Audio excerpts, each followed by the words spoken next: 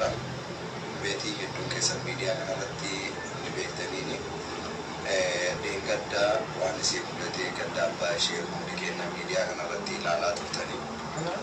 Guyyaa deeggardaa argamne guyyaa sana garuu jajjabeessuu fi hamilee ishee eeguudha ture. Akka ishee waan sana obsitu amma immoo haala deeggarsa obboleettii teennaa barbaachisu akkaataa obboleettii teennaa tana gargaarutti kan deemnu wal geennee mari'annee murteessinee ilmaan Oromootiif gabbaasuuf dirqama waan ta'eef isinitti dhufnee jirra. Kanaaf ilmaan Oromoo hundi kan fuula addunyaa irratti argamtan obboleettii teennaa tanaa fi ijoollee kanneen yeroo darbillee waan ishee mudate hundi keessan ilmaan Oromoo waggaa tokkoon darba kana miidiyaa irratti ni beektan waan ta'eef kanaaf isa dhugaa quuqama Oromummaa obbolummaa namni qabdan akka nu waliin dhaabattan akka obboleeyyan teenya tana nu jajjabeessitan kabajaan isin gaafannaa. Kanaaf gaafa guyyaa wiixataa galgala sa'aatii 11 akka Dubaay akka Suudi Arabiyaatitti sa'aatii 9 akka Itoophiyaatitti halkan keessaa sa'aatii 4 jechuudha. Gama tiktookii kootiitiin argamtanii akka nu wajjin dhaabbattan kabajaan isin gaafanna. Ustaaz Ahmed Assalamu alaikum warahmatullahi wabarakatuh.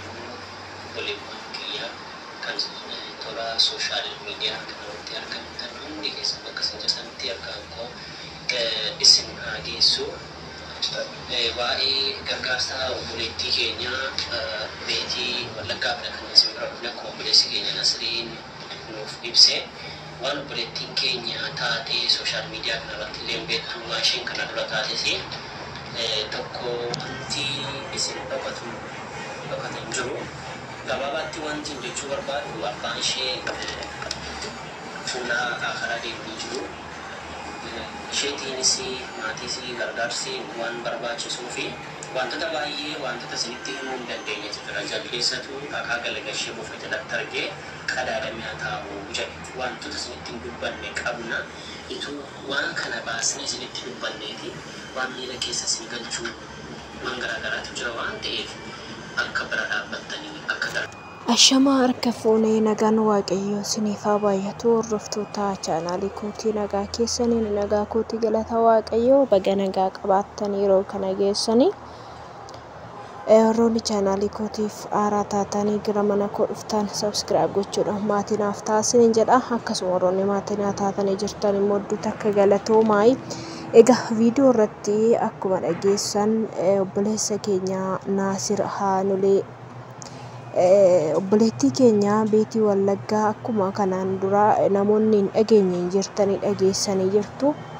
Egaa obboleettiin kun abbaan ishii kan jalaa boqotee dhiyeenya kanadha. Sababii abbaan ishii kun jalaa boqoteen immoo dhukkubsattee kunoo amma akkasuma gargaarsi illee mana yaalaa deemuun irra akka ishii barbaachisu obboloonni keenya achi dhaqanii ofitti fudhatanii too kunoo jajjabeessaa jiru. Naasir Haanulee dhugaa hedduu takka nama lammii isaatiif quuqamu keessattuu shamarran keenya biyya Dubaayin keessa jiran yeroo isaan rakkatan kan dhaqqabochaadha. Kanaafuu nama baay'ee galatoomi jedhuun illee dhaasmaanii.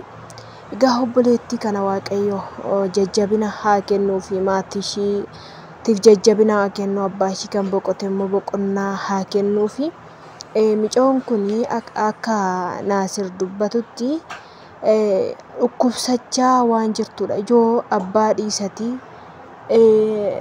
biyya ormaa keessatti alagaanuu yoo nama yaalaa waa ta'e dhugaa rabbiitiif rooma xiqqoo yoo qabaatanii du'a nama tokko dhagaan baay'ee miidhamochaadha. Kanammoo abbaadha.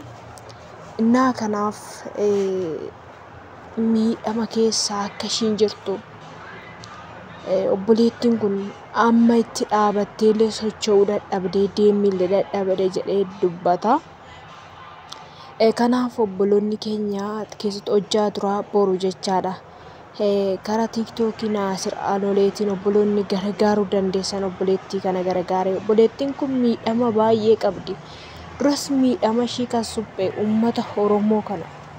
Uummata Oromoo kanatu suphee jechaadha miidhama ishii. Kanaaf bira haa dhaabannee gargaarru siniin jedha uummanni Oromoo. addunyaa kanarra jiru hundumtuu mucoo kana namni hin beekne hin jiru. Warroonni kaleessa manni irratti diigamnaan mana sana ijaaranii fi amma immoo gaafa ishiin abbaa ishii kana immoo boqochiise jettu irratti abbaa ishii kana jalaa ajjeesan amma immoo ofii ishiitti iyyuu sammuu ishii dhabdee jirti. Kanaaf obboleettii kana gargaaruun nurraa barbaachisaa.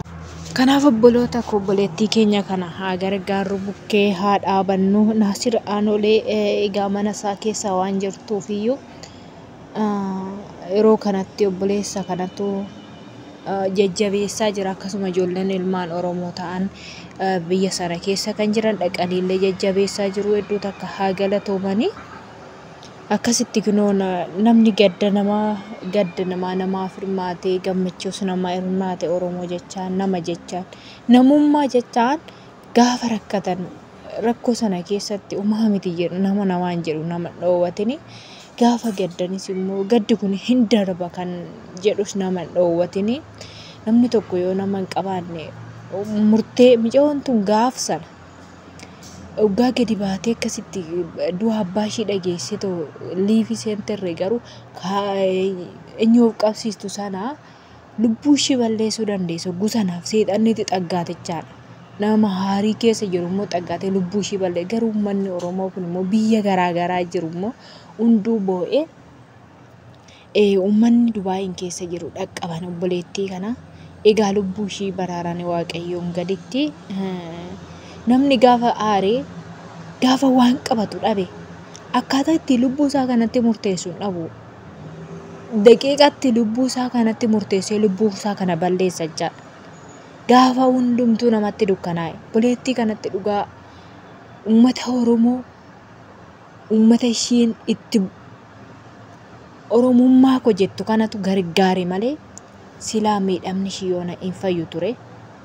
Egaa ammas immoo uummatuma Oromoo kanatu jajjabeessaa. Kanaaf jajjabeessaa lafa isheen jirtutti illee gargaaruun kan barbaachisu gargaaruudha. Kanaaf waan dhaggeeffattaniif galatoomaa isiniin jedha. Like share godhaa. Galatoomaa hedduu takka isiniin jedha. Obboleettii kana haa gargaarru, bira haa dhaabannu. Kanuman jechuudhaaf dhufee hedduu takka galatoomaa. Warroonni jajjabeessaa jirtanis hedduu takka galatoomaa.